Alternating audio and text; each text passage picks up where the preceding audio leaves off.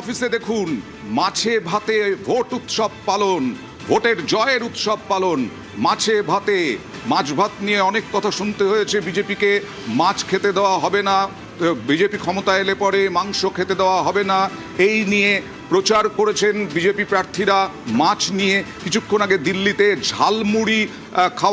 ঝালমুড়ি খেয়ে উৎসব পালন দেখলাম বিজেপি কর্মীদের, আর সেই ছবি উঠে এসেছে সোনিয়ার ক্যামেরায়। কথায় রয়েছে না, মাছে ভাতে বাঙালি, আর এই মুহূর্তে আমার হাতেও মাছ, মাছের মাথা বলা ভালো। ভাবছেন যে মাছের মাথা হাতে নিয়ে আমি কি করছি? এই মুহূর্তে আমি সল্টলেকের বিজেপির পার্টি অফিসে রয়েছি, আর তার কিচেন রুম অর্থাৎ হেসেল, সেই হেসেলে বড় বড় মাছের মাথা দেখা যাচ্ছে। তার কারণ এই সংস্কৃতি নিয়েই সম্প্রতি জোর বিতর্ক হয়েছিল। বিভিন্ন জায়গায় বিজেপি এগিয়ে, তখন এই মাছের মাথা, মাছ ভাত আর নানা মেনু রয়েছে ইতিমধ্যেই, কারণ খাওয়া দাওয়া চলছে জোর কদমে। কোথাও গিয়ে বোঝানোর চেষ্টা করা হচ্ছে কি যে মাছে ভাতে বাঙালি এ কথাটা সত্যি, সংস্কৃতির কথা যা বলা হয়েছে সে কথা বিজেপি মেনেই চলতে চায়। আনন্দ, পরিবর্তন, আমরা চেয়েছিলাম পরিবর্তন, সেটা মানুষ স্বতঃস্ফূর্তভাবে সাড়া দিয়েছে।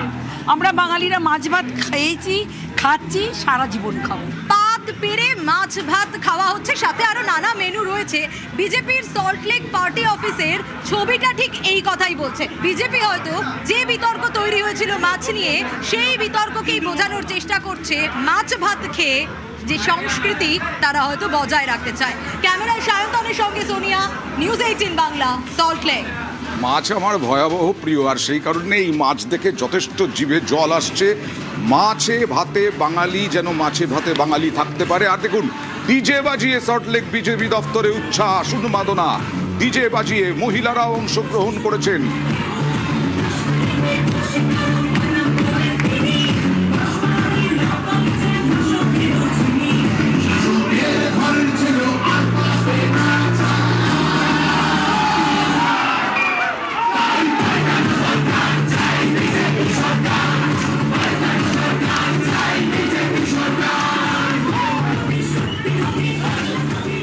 আর এইরকম আবির খেলা, এইরকম ডিজে ছেড়ে কিছুটা আবির মেখে দীপ্তাস্য যশ, বিজেপির মুখপাত্র, তিনি আমার স্টুডিও আছেন।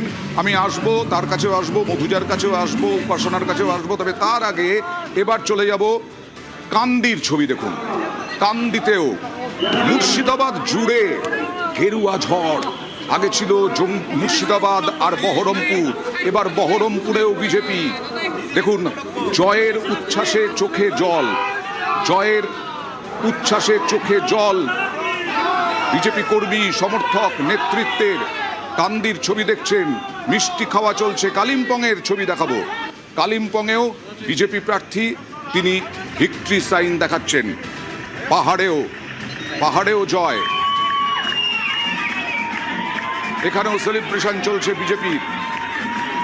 এখনো পর্যন্ত 13টা আসনে জয় পেয়েছে তৃণমূল, 5টা আসনে, 13টা আসনে জয় পেয়েছে বিজেপি, 5টা আসনে জয় পেয়েছে তৃণমূল। 195টা আসনে এগিয়ে জয়ে, 93টা আসনে তৃণমূল এগিয়ে জয়ে। ফলাফল বেরিয়ে গেছে 18টা আসনের, 18টা আসনের ফলাফল বেরিয়ে গেছে। তার মধ্যে আমরা দেখতে পেলাম তৃণমূল, এই মুহূর্তে দেখাবো কারা কারা জয়ী হয়েছেন। বিজেপির গার্গীদাস ঘোষ কান্দির জয়ী বিজেপি প্রার্থী, মুর্শিদাবাদে কান্দি। সুবীর নাগ চুচুড়া বিজেপি জয়ী, দেবাংশু ভট্টাচার্যকে হারিয়ে জয়ী।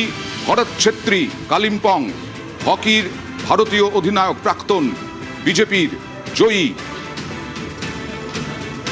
এখনো পর্যন্ত 13 আসনে জয়ী বিজেপি। মেটিয়াবুরুজে আব্দুল খালেক মোল্লা তৃণমূলের জয়ী। অন্যদিকে গৌরী শঙ্কর ঘোষ আবার জয়ী। গতবারও 21-এও জয়লাভ করেছিলেন মুর্শিদাবাদ থেকে, এবারেও জয়ী গৌরী শঙ্কর ঘোষ। শঙ্কর গুছাইত মেদিনীপুর কেন্দ্রে জয়ী। 93টি আসনে তৃণমূল কংগ্রেস এগিয়ে, 195টি আসনে বিজেপি এগিয়ে। তার মধ্যে জয়ী যারা হয়েছেন তাদের দেখাচ্ছি। স্বরাজ ঘোষ সপ্তগ্রাম থেকে জয়ী হয়েছেন। শঙ্কর ঘোষ 7 রাউন্ডেই 30,000 ভোটে এগিয়েছিলেন, তিনি জয়ী হয়েছেন। 14টা রাউন্ডের পরে বহু ব্যবধানে জয়ী হয়েছেন। তৃণমূলের রেয়াত হোসেন সরকার, ভগবান গোলা জয়ী হয়েছেন। জয়ী হয়েছেন কাজল শেখ হাসন কেন্দ্রে জয়ী হয়েছেন কাজল শেখ। হুমায়ুন কবির জয়ী হয়েছেন রেজিনগর থেকে। হুমায়ুন কবির জয়ী হয়েছেন। অরিজিৎ রায় বারাবণী থেকে বিজেপির জয়ী প্রার্থী। এখনো পর্যন্ত জয়ী প্রার্থী অরিজিৎ রায়। অজয় কুমার পোদ্দার কুলটি থেকে জয়লাভ করেছেন। কুলটির প্রার্থী ছিলেন অজয় কুমার পোদ্দার। 13টি আসনে জয়ী, তার মধ্যে দেখালাম বিজেপির 5টি আসনে জয়ী তৃণমূল। আব্দুল আজিজ লালগোলা জয়ী প্রার্থী তৃণমূলের। 94টি আসনে এগিয়ে তৃণমূল, বিজেপি 194টা আসনে এগিয়ে, বামে 1টি আসনে এগিয়ে, কংগ্রেস 1টি আসনে এগিয়ে, অন্যান্যরা 3টি আসনে এগিয়ে। 100টি আসনের ফারাক রয়েছে এখনো পর্যন্ত।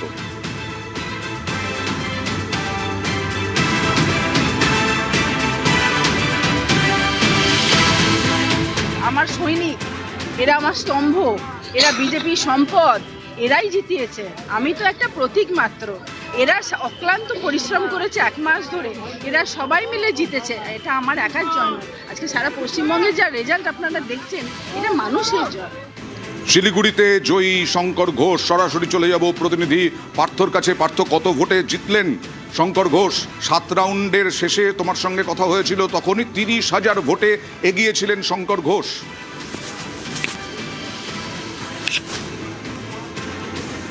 দেখো, তোমাকে জানিয়ে রাখি, এখনও সরকারিভাবে কিন্তু ঘোষণা করা হয়নি দার্জিলিং আসনের যে 5টি বিধানসভা রয়েছে। তবে যা হিসাব রয়েছে এবং টেবিল অনুযায়ী যেভাবে কাউন্টিং চলছে, তাতে এখনও পর্যন্ত শঙ্কর ঘোষ তৃণমূল প্রার্থীর থেকে কিন্তু 62,000 বেশি ভোটে এগিয়ে রয়েছে।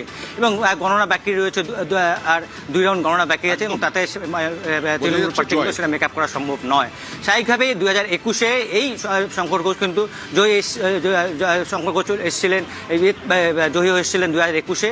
আবারও কিন্তু 2026 তিনি কিন্তু বহু ব্যবধানে জয়ের পথে এগোচ্ছেন সরকার। এবং আমি একবার কথা বলে নেওয়ার চেষ্টা করব তৃণমূল প্রার্থী গৌতম দেবের সঙ্গে, যে এই মুহূর্তে ব্যাপার হলো যে পোস্টাল ব্যালট নিয়ে আমি অবজেকশন দিলাম, যে পোস্টাল ব্যালটের 5টা ট্রাঙ্কের মধ্যে 4টে বড় ট্রাঙ্ক খোলা, মানে একটা লক আছে, একটা দিকে লক নেই, সেটা দোমড়ানো।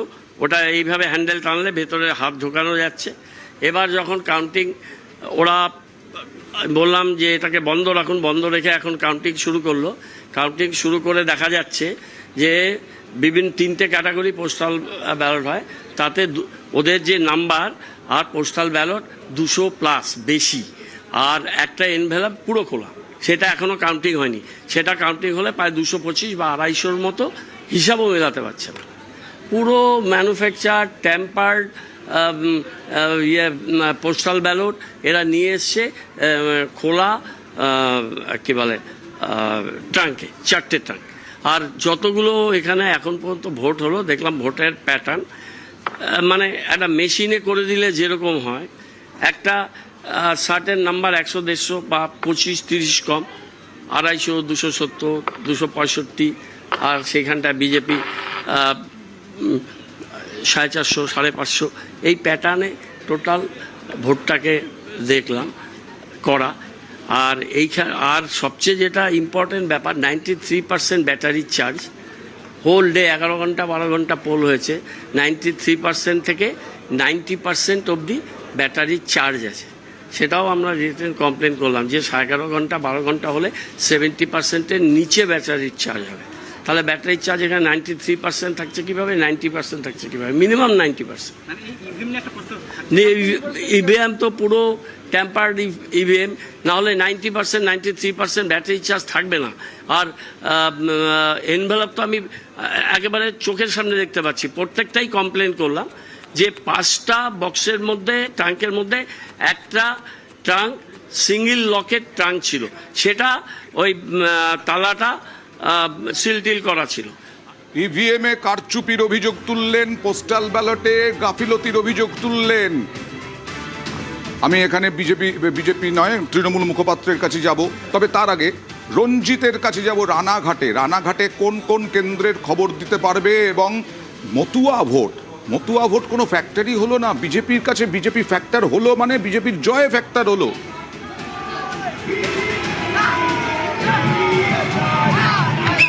একেবারে অয়নদা যেখানে দাঁড়িয়ে রয়েছে রানাঘাট কলেজের বাইরে, গণনা কেন্দ্রের বাইরে, যেখানে দেখতে পাচ্ছ বিজেপি কর্মী সমর্থকরা এই মুহূর্তে গেরুয়া আবির মেখে তারা উল্লাসের আগে তো তোমাকে দেখিনি উল্লাসের ছবি, তারপরে বলছি তোমাকে যে রানাঘাট যে কেন্দ্রে দাঁড়িয়ে রয়েছি, রানাঘাটকে কেন্দ্র করে 3টি কেন্দ্র রয়েছে, রানাঘাট উত্তর পশ্চিম, রানাঘাট উত্তর পূর্ব এবং রানাঘাট দক্ষিণ। একেবারে ভারত বাংলাদেশ সীমান্তে লাগোয়া 2টি বিধানসভা কেন্দ্র রয়েছে, যেখানে উদ্বস্তু ভোট, মতুয়া ভোট রয়েছে এবং বিজেপি এটিকে বিজেপির গড় হিসেবে চিহ্নিত করেছিল 2019, 2021 এবং 2024 সাল, তার পরবর্তী আজকে 2026 বিধানসভা নির্বাচন। এই ভোটেও কিন্তু কার্যত একেবারে যেই তাদের যে ভোট ব্যাংক, সেই ভোট ব্যাংক তারা ধরে রাখতে পেরেছে। পাশাপাশি তো জানি রাখি যে আরও যে পার্শ্ববর্তী বিধানসভা কেন্দ্রগুলো রয়েছে, বিশেষ করে শান্তিপুর, কৃষ্ণগঞ্জ, সেখানেও কিন্তু গেরিয়া ঝড় এই মুহূর্তে রয়েছে এবং এই কেন্দ্রগুলিতে এর আগেও বিজেপি জয়লাভ করেছিল। 2021 সালে 17টি বিধানসভা কেন্দ্রের মধ্যে 9টিতে জয়লাভ করেছিল বিজেপি। এবং তো যেটা কি এই মুহূর্তে যেই ট্রেন্ড বা যেই ফলাফলের দিকে এগোতে রয়েছে, সেক্ষেত্রে নদিয়াতে 17টি কেন্দ্রের মধ্যে 13টি কেন্দ্রে কিন্তু বিজেপি বেশি মার্জিনে, অর্থাৎ অনেক অঙ্কের মার্জিনে কিন্তু তারা ভোটের ব্যবধানে এগিয়ে রয়েছে। আর কিছুক্ষণের পরে বেশ কয়েকটি 17টি কেন্দ্রের মধ্যে 13টিতেই জয়লাভ করতে চলেছে বিজেপি, অনেক ব্যবধানে এগিয়ে রয়েছে। তার মানে মতুয়া ফ্যাক্টর কোনো কাজ করলো না সেই রকমভাবে যেভাবে তৃণমূল দাবি করেছিল। সরাসরি বারাসাতে চলে যাব জিয়াউলের কাছে। জিয়াউল, এখানে কটা বিধানসভা কেন্দ্রের চলছে গণনা, কি অবস্থা এখন, কত রাউন্ড হয়েছে, কত রাউন্ড বাকি, ফলাফল কি?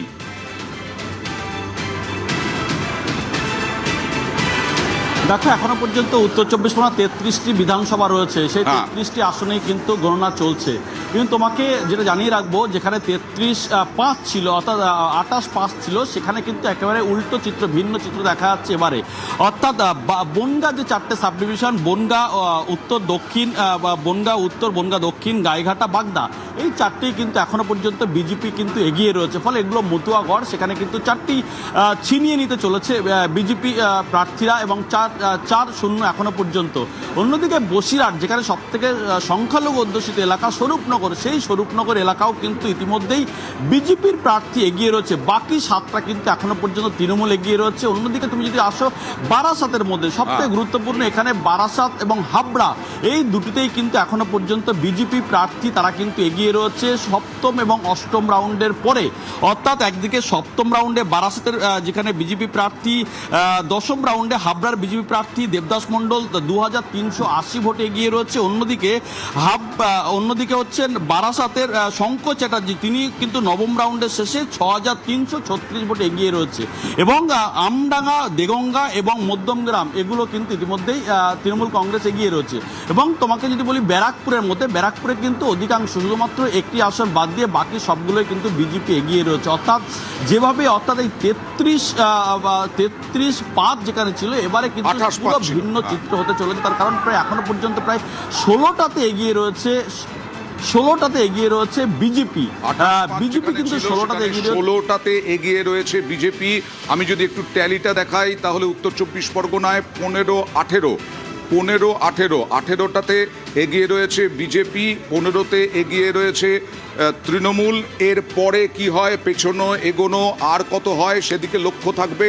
এখনো পর্যন্ত টোটাল 187 বিজেপি, 101 তৃণমূল এগিয়ে থাকার ক্ষেত্রে। তার মধ্যে আবার জয়লাভ করেছে 16টাতে বিজেপি আর 7টাতে তৃণমূল কংগ্রেস জয়ী হয়েছেন।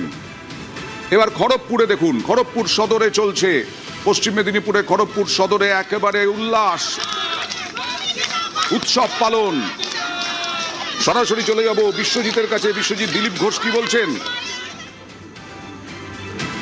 একদমই দিলীপ ঘোষ বলছেন তিনি নিজে তো জিতছেন, বাকি বাংলা বিজেপির দখলে আসছে, বিজেপি সরকার করছে। সকালবেলায় তিনি এই বার্তা দিয়েছিলেন এবং কাউন্টিংয়ের শেষে তিনি সেকেন্ড রাউন্ডের শেষে এবার বেরিয়ে এসেছিলেন।